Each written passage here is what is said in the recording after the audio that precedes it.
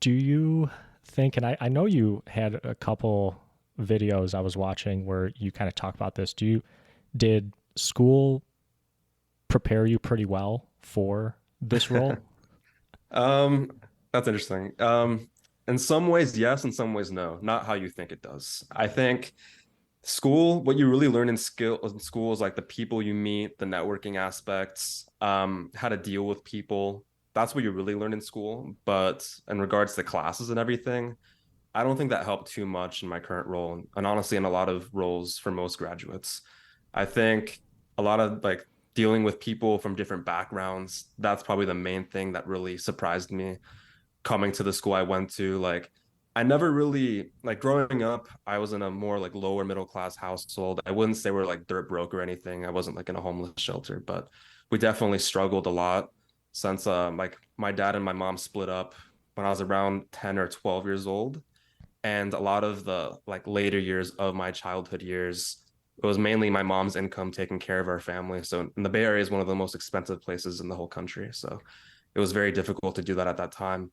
So my background leading up to my college years, it was a complete culture shock. Like going to USD, it's a Catholic private school. It was the first time really seeing a lot of like millionaires, like multimillionaires.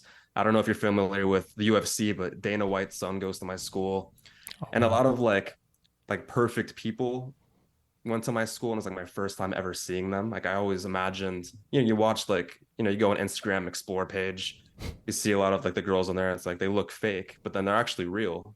And they're actually, the Chris Hemsworths, the Thors of the world, they all go to these type of schools. And I was like, wow, like this is a lot different from what I'm used to. But then going between those two environments helped me a lot in my future roles for sure. Cause like I know how to deal with people from all different backgrounds and all different walks of life. And I feel like I'm pretty open-minded and I don't really judge people for their pasts or anything, which kind of helps in my role too.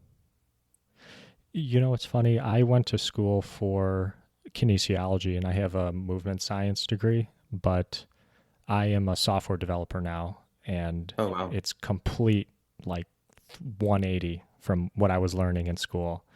And I feel like I kind of have a similar like perspective on it that yeah, I don't use like almost anything of what I learned in school in my current role, but I have told people that, in kinesiology and in movement science, there's a lot of people like that I remember in my classes, lots of athletes or lots of people that used to Mhm. play sports.